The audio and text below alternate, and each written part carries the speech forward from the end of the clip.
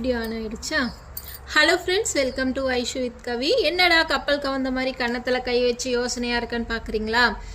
ஆமாங்க, யோசனையாக தான் இருக்கேன். எதை பற்றின யோசனை அப்படின்னு பார்த்தீங்கன்னா, தங்கம் அப்படின்ற ஒரு பொருளை பற்றின யோசனையில் தான் உட்காந்துருக்கேன்.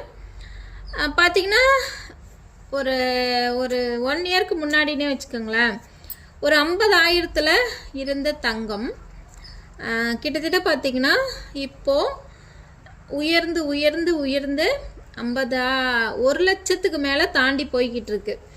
ஒரு வருஷம் முன்னாடி கூட சொல்ல முடியாது, ஒரு 8 மாதம்னு வச்சுக்கலாம். பார்த்திங்கன்னா 50,000 இப்போ ஒரு பவுனுடைய விலை 1 லட்சத்துக்கு மேலே தாண்டி போய்கிட்டு இருக்கு. 1 லட்சத்துக்கு மேலேனா 1,10,000க்கு மேலே போனால் தான் ஒரு பவுன் தங்கம் வாங்க முடியும் அப்படின்ற ஒரு நிலைமை வந்திருக்கு. இது ஏன் இப்படி வந்துச்சு? இந்த நிலைமை எப்படி வந்தது பார்த்திங்கன்னா, அதை பற்றி தான் நான் யோசனையாக இருக்கேன். இதுக்கு என்ன பண்ணலாம், இதுக்கு தீர்வு தான் என்ன அப்படின்னு பார்த்தீங்கன்னா, பணக்காரங்க, அதாவது வசதி படைத்தவங்கெல்லாம் நகை அவங்கள எடுத்துக்கலாம், எப்போ வேணாலும் அவங்க எடுத்துக்கலாம். என்ன, அவங்கள்ட்ட இன்னும் கொஞ்சம் பணம் எக்ஸ்ட்ரா போடுற மாதிரி இருக்கும். ஆனால் நடுத்தர குடும்பத்தில் இருக்கிற நாம், வசதி குறைவான நாம், ஒரு வருஷத்துக்கு 1 பவுனாவது எடுக்க முடியுமா அப்படின்னு கேட்டிங்கன்னா, அது ஒரு கேள்விக்குறியாக தான் மாறிக்கிட்டு இருக்கு. இது ஏன் இப்படி ஆகிக்கிட்டு இருக்கு, அதுக்கான காரணம் என்ன அப்படின்னு யோசிச்சு பார்க்குறேன். அதுக்கான காரணம் என்னடா உங்களை கை காட்டுறேன்னு பார்க்குறீங்களா? உங்களை மட்டும் இல்லைங்க, மக்களாகிய எல்லாரும் தான் காரணம் அப்படின்னு நான் சொல்கிறேன். ஏன்னா ஒரு விஷயம் தப்பாக போய்கிட்டு இருக்கு. நடுத்தர குடும்பத்தில் இருக்கவங்க, வசதி குறைவான இருக்கவங்க தங்கத்தை பற்றி நினச்சே பார்க்க முடியாத அளவுக்கு விலை உயர்வு அதிகமாயிட்டிருக்கு. அப்படின்னும் போது மக்களாகி நம்ம என்ன பண்ணணும், அதுக்காக போராடணும். எதுக்கோ போராடுறோம் இல்லையா, இதுக்காகவும் போராடணும். என்னம்மா போராட்டம், கொடியை பிடிச்சிட்டு எங்களை என்ன இருக்க சொல்கிறியா, இன்றைக்கி 1 லட்சத்துக்கு வாங்கி போட்டால் நாளைக்கு 2 லட்சத்துக்கு இருக்குது அப்படின்னு நீங்கள் சொல்லலாம். ஆனால் நடுத்தர குடும்பத்தில் இருக்கவங்க யோசிச்சு பாருங்களேன். இப்போ என்கிட்ட ஒரு 10,000 இருக்குது அப்படின்னு நினச்சிக்கிங்க.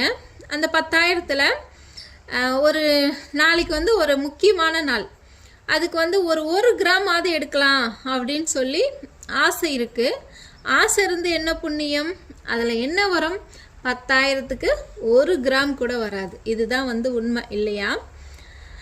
ஓகே, இது நகையை யார் இப்படி உயர்த்திக்கிட்டு போகிறாங்க அப்படின்னு பார்த்தீங்கன்னா, இது ஃபாரின் கண்ட்ரியிலேருந்து தான் தங்கம் இறக்குமதி பண்ணுறாங்க. இப்போது நகை விலை ஏறுது அப்படின்னா நம்மளுடைய வாழ்வாதாரம், நம்மளுடைய சம்பள உயர்வு எல்லாமே உயரணும் இல்லையா? ஆனால் எதுவுமே உயரலை. ஒரு வருஷமாக அது அப்படியே தான் இருக்குது. ஆனால் தங்கம் மட்டும் விலை எட்டிக்கிட்டே போகுது.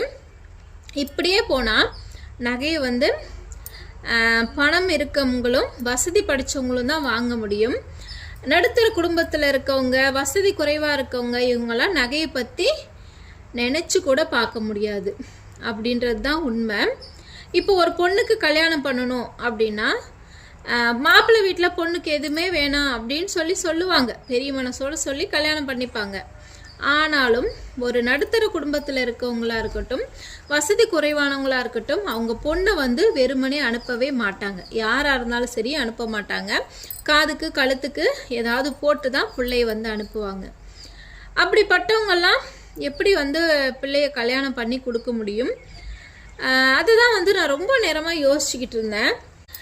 ஓகே, இதுக்கு என்ன தான் தீர்வு? நகை எப்படி தான் விலை குறைக்கிறதுன்னு பார்த்தீங்கன்னா, நாம் விலை குறைக்க முடியாது.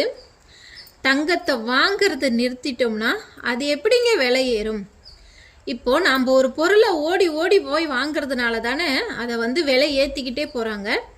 அதை எல்லாருமே சேர்ந்து புறக்கணித்தோம்னா, எல்லாருமே சேர்ந்து எங்களுக்கு விலை குறைவாக கொடுங்கன்னு சொல்லி கேட்டோம்னா ஏன் விலை ஏற்ற போகிறாங்க?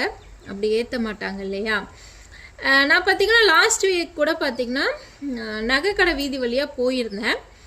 நான் எதுவும் ஷாப்பிங் பண்ணுறதுக்கு போகலை, ஏதோ ஒரு வேலையாக தான் போயிருந்தேன்.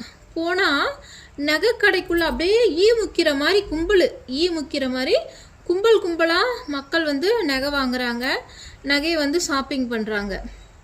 இப்படிப்பட்ட மக்கள் எல்லாம் ஈ மாதிரி ஏதோ ஒரு பதார்த்தத்தை பார்த்த மாதிரி அது ஈ மாதிரி போய் முக்கிறதுனால தான் பார்த்தீங்கன்னா தங்கத்துடைய விலை வந்து இவ்வளோ அதிகமாக ஏறிக்கிட்டே போகுது அப்படின்னு சொல்லி நான் நினைக்கிறேன். ஓகே, நகை வாங்க நகை கடைக்கு ஈ மாதிரி முக்கிற ஜனங்களே, உங்களை தான் சொல்கிறேன், நகை வாங்கிறத நிறுத்துங்க. நீங்கள் வாங்கிறதெல்லாம் நிறுத்தினீங்கன்னா கண்டிப்பாக விலை வந்து குறையும். சரியா? வந்து கோபமாக சொல்கிறேன் அப்படின்னு எடுத்துக்குங்க. தங்கம் அப்படின்றது ஒரு அவசியமான ஒன்று தான். வசதியானவங்களுக்கு அது வந்து ஒரு கௌரவம் மாதிரி. ஒரு வெளியிடத்துக்கு போகிறோம், இத்தனை பவுன் நகை போட்டு போகிறோம், காது கழுத்தெல்லாம் வந்து போட்டு போகிறோன்றது அவங்களுக்கு வந்து ஒரு இது. ஆனால் நடுத்தர குடும்பத்துக்கும் வசதி குறைவானவங்களுக்கும் தங்கம் அப்படின்றது ஒரு அவசரத்துக்கு ஒரு உதவுற ஒரு பொருள் அப்படின்னு தான் சொல்லணும்.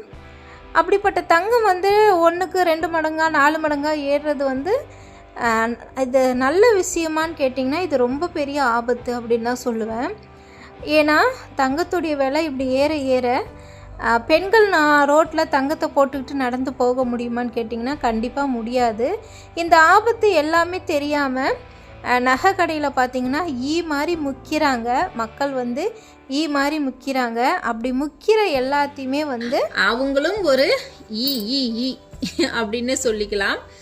ஏன்னா நகை மேலே அப்படி ஈ மாதிரி போய் முக்கிறாங்க.